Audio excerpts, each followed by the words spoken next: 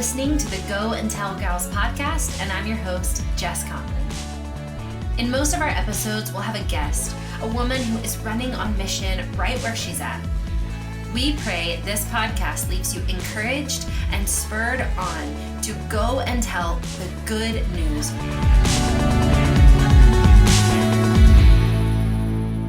Hey friends, today's episode is with Aundi Kolber, who is a licensed therapist and also the author of Try Softer, a fresh approach to move us out of anxiety, stress, and survival mode and into a life of connection and joy. Aundi is a new friend. I've just met her. I loved doing this interview, and you'll hear me say in the midst of this interview, I love getting to interview therapists and counselors because I have to really watch to not monopolize the conversation and ask them all of my deepest, darkest questions. But also I just love her fresh and wise approach to serving women, and specifically women like you, women who are trying to use what they've got for the good of others and the glory of God. You're going to love this episode. I think it's going to encourage you to try softer, and that's a really beautiful thing.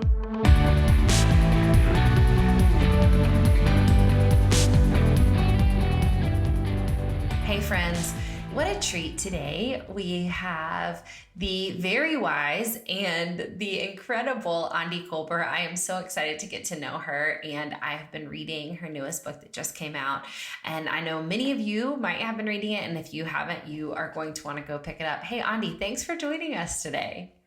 Jess, thank you so much for having me. I'm honored. Literally, it's our joy to get to talk to you. Now, I'll tell you what I have to start with is that whenever I talk to anyone who is a licensed therapist, I have to be really careful because I just want to monopolize your time and and say fix me, let's talk. So I will not do that. I will not cross boundaries. I will try very hard to really honor your work and I'm just really grateful for your entire profession. I'm so grateful for all that counselors and therapists do to keep us healthy and whole. So thank you so much. Absolutely. And what I love is that you're just wanting to dig into some of the perspectives, and really it's also my joy to be able to give a voice to some of the things that come into my office and the things that I work through personally, because therapists are people too. Thank you for giving this a voice. I really appreciate it. Absolutely. So I am just wildly interested and have had the blessing of having your book for the last few months to thumb through and read through and move through on hard days and on easy days. But will you tell everybody a little bit about Try Softer? You can take as much time as you want. Tell us how you got to writing it. Who were you writing to? What was the pain point that made you sit down and say, we have to share this message? Well, it's a great question to start. Yeah. So Try Softer has been this work in progress for some time. I think even a decade ago, I was like, maybe someday I'll write a book. But really, some of the biggest catalysts for me in my life, I've been a practicing therapist for over a decade. But I think there was this confluence of a lot of things at one time, where part of it was honestly my own growth. And I often say that the truest thing that started Try Softer was that it was sort of a love letter to my younger self. So just a little bit about my background. I come from a fairly significantly dysfunctional and chaotic family. And I say that knowing that for some people, they'll hear that and they'll be like, whoa, that's not me. And some people will be like, yes, me too, But for me, what that shaped in my life is that I had a lot of parts of my story, a lot of wounds that, maybe later in the podcast, we might unpack this a little bit, but it's what I would call little T traumas. And these little T traumas, what can happen is that when we don't have the support and resources for our body to process them, they actually get stuck in our body, and they can really activate our nervous system. They affect how we show up in the world, our ability to just be who God made us to really be. So essentially, in my early 20s, I was in this place where I had basically white knuckled my way through my life at that point. I had learned to over accommodate, to achieve, to be the best because it was sort of an armor that I had created Mm, because I felt so alone. I felt really afraid. And I yeah. just, and even though, I've known Jesus really my whole life, there's not a time that I haven't known Jesus actually. But I think the thing that's sometimes important for us to hear is that um, trauma and pain still exist in this world, and Mhm. and God is with us in that. But like that doesn't mean those things don't exist. And so for me, this work was really this experience of as I gained more knowledge and expertise in my work, I work a lot with trauma and different types of mood issues and emotional regulation. I came to see like I'm a survivor of trauma. Yeah. And I never had any language for that. I was like, I was kind of afraid of that language, really. As I began to unpack the fact that our bodies really carry these stories. And when we don't have the resources, this is just like really heavy luggage that we're carrying around in our life. Mm. And so while it started to be about me, over time, what it really began or what it kind of transformed into is the desire to give this to everyone. Because what I saw is that we are in a cultural moment in which this is just sort of the norm. We're really encouraged to sort of white knuckle it. We're Mhm. often praised for not honoring our experience or our emotion. And I just got to this point where I was like, man, I feel like I can't not write this book. Yeah. So for someone listening who who might be like having, they can feel their goosebumps rising and they're thinking, this is me, this is, yes, I think I might relate to this story. Can you give some examples of small t trauma that maybe most people or a lot of people experience? Well, so the first thing I want to do just to step back is to say how I define trauma, just so we have that working definition. I define trauma as anything that overwhelms our nervous system's ability to cope. Yeah. And so what that means is that when we experience something that feels too overwhelming, we go into either fight or flight, Mm, or we go into dissociation or freeze, or that can sometimes even look like depression. yeah. And these are unconscious responses that are wired into our body. And they're actually really amazing. I mean, this is actually a gift from God because Hmm. if a car's about to hit you, you're not even going to think about it. Your body's just going to react. Yeah. And that's where that comes from. But what can happen? And again, there's a lot of nuance here. So I'm going to speak in really broad strokes. But within trauma, there's big T trauma, and that's generally PTSD. Hmm. And that essentially is anything that could be a threat to your life or observing someone else's life being threatened. It's sexual violence, natural disasters. It could be where first responders and how they interact. But essentially, if someone's concerned they might have PTSD, I really encourage folks to find a trauma therapist because PTSD is catastrophic to our nervous system. It's Mm. very significant. Whereas little t trauma is, again, it's anything that overwhelms our nervous system's ability to cope, but it's not necessarily catastrophic in and of itself. But Mm. what can happen is that over time, those accumulated traumas can act on our body in the same way as PTSD. And that's what happened to me. For me, and for many people, this is rooted in little t traumas from childhood where I think something that comes up a lot in folks that I work with is like experiencing deep shame, like toxic shame Mm. from caregivers where, you had something significant happen and they, maybe you experience feeling like totally shut down because they're like, what are you doing? Mm. You're bad. You're terrible. We don't do that here. It could also be things like grief. It could Mm. be transition. It could be a job loss. It could be, anything. It could be medical procedures. That could also be PTSD as well. It could be really anything that causes us pain has the potential, if we Mm. don't have support, and we Yeah. don't have the internal resources to potentially get stuck. Yeah. Man, can you talk for a little bit about this and these responses to these little T traumas in light of the Enneagram? Ooh. Because that to me is what's really interesting, like how we cope with obviously large traumas, but even the small ones based on our personality type or a myriad of different things. Yeah, let's talk about it a little bit. I'm thinking first, so I'm an Enneagram 4. Mm-hmm. And I think about trauma a lot when I think about the Enneagram in terms of most of us have stories that are imperfect. I mean, all of Mm-hmm. us, right? And even those of us who had what I would call good enough parenting, Mm. it's still not perfect, right? Yeah. So maybe our body is more resilient, but it really shapes our stories. And so for me, with the Enneagram 4, here's like an example what that has looked like for me. I learned, in a sense, the way that I reacted to some of my trauma, or in some ways, maybe some of my trauma also interacted with my number, is that I learned to sort of pull away Mm. and to get my needs met by, I think of it like by being, the being special. So for me, sometimes it could look like achievement, but really it was about being special. Mm. But in that specialness, I always felt alone. It was like not authentic. It was a cheap substitute. But one thing I really try to frame this as too, and I talk about my younger self a lot, is that my younger self honestly was doing the Mm. best she could with what she had. Like my family truly was like, it was a traumatic environment, for better, I shouldn't say for better, for worse. Like it just was. And Mm. my body adapted the best way that it could. Mm-hmm.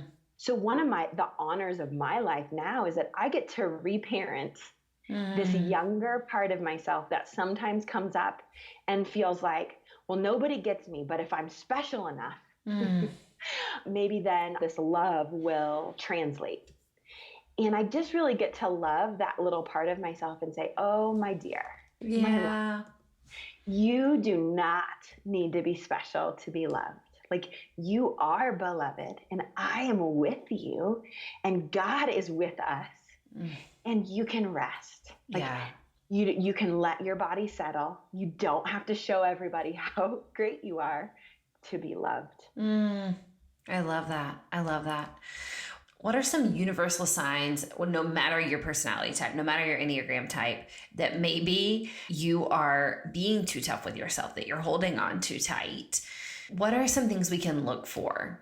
Well, one thing I encourage folks to do, I'll start with the body, because Mm-hmm. so much of my work is really about being integrated with the body. And I believe this is just the Jesus way. Like Mm-hmm. Jesus he was incarnational, he lived and really was the fullness of humanity. And so I love that what we're learning about our bodies is that to be well and to be a healthy and to live abundant life means that we really live in our bodies. One way that I would just encourage your listeners to consider is, I've talked about this fight or flight or dissociation or freeze. And this happens when we go out of something called our window of tolerance. And this is not my term, but essentially what it means is that it's the range of arousal, or it's the range where we can tolerate what we're experiencing. So we sort of feel like ourselves. Like I might be a little sad, but I'm still me. Or I'm happy, but I'm me. Or I'm empathizing with someone, but I'm me. Mm. But let's say I walk into a room and someone who has pretty consistently violated my boundaries is there. And what I start to notice is my heart starts to race. Mm-hmm. And I start to kind of start to sweat a little bit. And I feel maybe a little bit trapped potentially. So if I can notice that that's going on in my body, it's like my body's giving me information. It's Yeah. just telling me like, oh, something feels a little intense here. And so then let's say this person comes over and starts talking to me and they start asking me for some things that maybe I'm not actually okay with giving. And my body feels a little bit uncomfortable. One example of where I might be white knuckling it is if I say yes when I actually mean no. Like if my body is telling me like you don't have the margin for this, like Yeah. this is going to hurt your family. This is going to hurt you. But this person maybe makes me feel scared or unsafe or whatever. And I tell them, yes, if I can listen to my body's like, hey, I need you to help me feel safe by setting this boundary. So that's an example of where we begin to have if we can pay attention to that with compassion, we might have more choices. And that can translate to other areas too, right? It's like another meeting request comes in, another thing that somebody wants me to schedule, another ministry opportunity. It might be doing something just because I feel guilty about somebody or something. And it's not that those things are bad. And I think it's important for us to say that. It's not that. It's why are we doing it? Something that I think is so interesting about using that as a reference is because so many of us, so many of the women listening have experienced extreme trauma, just genuine, right? Like what most of us would consider, sizable pain. Mm. And yet, what's hard about my Tuesday is not usually the like sizable trauma that most people would recognize in my life. It's the very small, they're not inconveniences, but I call them like paper cuts. Like they're just almost like little paper cuts or like really small unseeable wounds, which so often the people around me, the people in my life are not causing against me. They're not doing to be unkind to me, to hurt me in any way, shape, or form. And yet there's like a wound there for me. And if I don't watch it, it shifts the way I live. It shifts the way I talk to people. It shifts the things I do. I noticed, this is an example for me, I noticed a few weeks ago, I was at dinner with some friends and someone used the phrase like, you're so different from me. And that they weren't saying it like, oh, you're so different from me, you're awful. But it was like an interesting, weird wound. And I couldn't get over it for like 2 days. And I just I had to like keep going back to like, what is there? So not to derail on that, but other than saying no, what are some ways we can be soft with ourselves? Because I mean, saying no, first of all, let me just go back to like even the tip you just gave about saying no is huge. I am a firm believer that women just don't. Like, I just don't think we say no.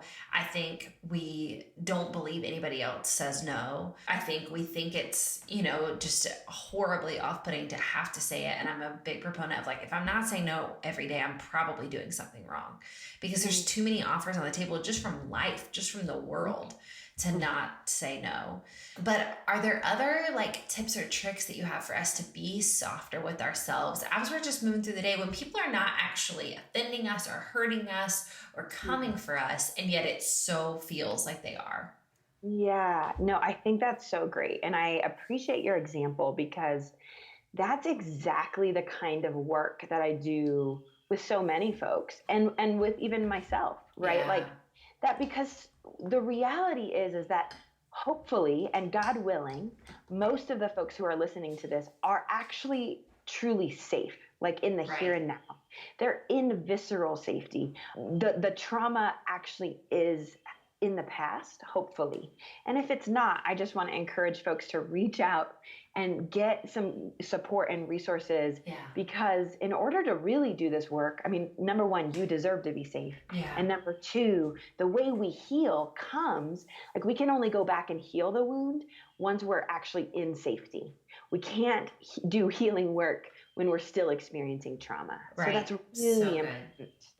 So I love your example because this is where I think most people start to minimize their pain because they're like, well, I was just at dinner. It's not that big of a deal. What I was experiencing doesn't actually matter, and I need to just get over it, right? Like, I'm not saying that's what you thought to yourself, but that is often the narrative that accompanies those types of interactions. And the work that I do is all about reframing that because this is an invitation from our bodies and from our younger selves to say, we want to heal. Like we want to continue to move towards wholeness. And it's not bad. You're not doing anything wrong. This is actually a gift that God made our bodies to do this. because it's kind of like on a car, like there's a dashboard, and a little light goes off. That's Mm-hmm. sort of what it's like. It's like information's coming in. Let's respond to this. Yeah. To your question of what can we do? So much of Try Softer is all about learning to really, I use the phrase synonymously, to pay compassionate attention to our experience. Mm. And this is the framework from which we then, almost in the same way, I know not everybody listening is going to be a parent, but maybe you can even think of someone else in your life that you just really love. But for me, I think of my kids. Mm-hmm. Like when my kids are in pain, how would I want to respond to them? Yeah. What would I want to give to them? And so that gives us a lot of options, Yeah. And one thing that's just a really practical step is, like let's just say theoretically, someone says something to you and it's hurtful and you can't shake it, and you're noticing yourself getting really anxious, and your thoughts are racing, and you're just feel like you just have to go out and prove now to everybody that you're not who they said you were, Mm-hmm. this is a sign from your nervous system that you're maybe getting pretty activated. Yeah. And so one thing that you could just to start is to practice something called grounding. And grounding is a way that we just really practice being hyper present to the moment. And we use it as a way to actually bring our nervous system back into that window. And essentially, it's like, I always encourage folks, go outside if you can, but name like 5 things you can see, 4 things that you can hear, and really listen to them. 3 things that you can touch, and pick up a stone, feel the weight of the stone, touch the grass. 2 things you can smell. And as you do this, it's like the hope is, right, because we're actually in real time, safe, Mm-hmm. that drawing our attention to this beauty, or to this presence, allows us to come home to ourselves and be like, okay, what does God say about me? Yeah. Okay, what do I know is true? What do people who care about me really think about me? Mm. I love that. So good. So good.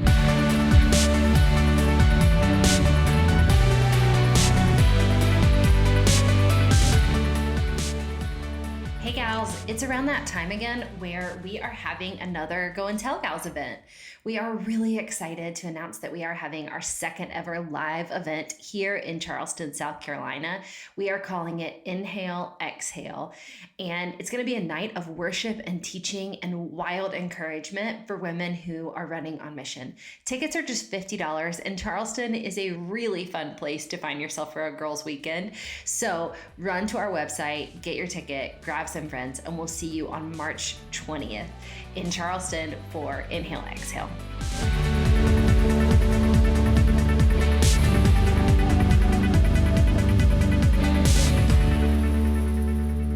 Okay, friends, y'all have got to read Try Softer. Obviously, I know you're all feeling that right now. But let's ask a few questions. I want to hear a little bit about what it's been like for you moving into this season of publishing this book. You've already been doing this work, helping women privately, one-on-one. I'm sure not just women, but all people, one-on-one for the last 10 years. What has it been like for you shifting into this season of publishing and serving a wider spectrum of people? Thanks for asking this question. I really actually appreciate it, because I think sometimes my experience in the therapy world is that we expect therapists to sort of be robots. And it's not to say, I talk about this in the book too. Like if your therapist uses your time to talk about their feelings and their experience in ways that are not comfortable for you, like it's okay to find a new therapist. Yeah. That's actually not helpful, right? Yeah. Like therapy should be about you. So just know that. Right. But me as a therapist, I am a person. And I actually have come to believe that that's one of my greatest assets, is my actual, like when my nervous system is settled, when I'm tuned into myself, it allows me to really tune into other people more deeply than ever before, which is I'm so grateful for that. So for me, I would say it has been challenging. Like it has caused me to have to practice try softer in my life in new ways, like in ways that have time at times it's felt really scary. In the book I share a little bit about my own story, and that was hugely vulnerable to even share, to really see behind the professional, like, these are my degrees, this is my experience, but to say, this matters to me because this is my journey too. Yeah. Like, I practice trying softer every single day. And I say, if I don't practice trying softer, then it probably means like I'm living from my wounds. And I want to honor my wounds, but I don't want to live from them. Yeah. And I think there's a really big difference. I love that. What have been the biggest challenges for you in launching, in shifting, in writing? I hear you 100% on even just the vulnerability of it. I always tell people I'm the kind of writer where I just write and I think like I'll edit that out later, but I'm not a great editor. And when it comes time to edit my books, I'm usually like, oh yeah, just whatever you guys think is good. And then it's launch week of my book and I'm reading it and I'm like, oh my gosh, I wrote that. Oops, my bad. But outside of the vulnerability, have there been any other challenges just kind of stepping into more authority in this area in a different spectrum? Yeah, there's two parts of that that really stand out. One is owning my experience in the sense of like I am a therapist who has pretty extensive training.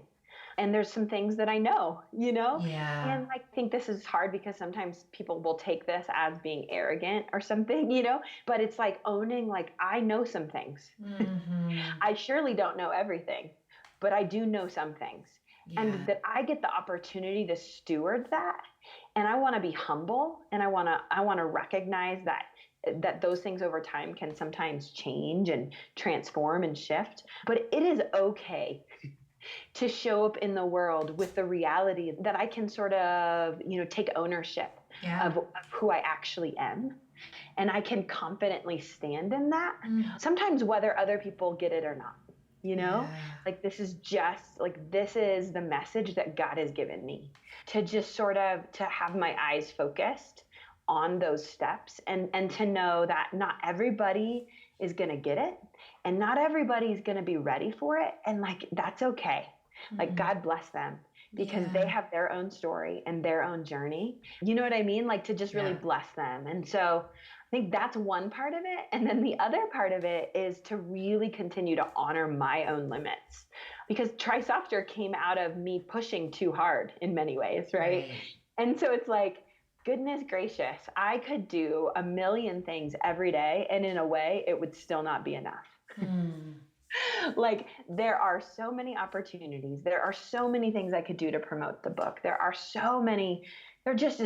just a lot, and to recognize that there's some really good stuff, and I can't do it all. And and it's still okay. Yeah.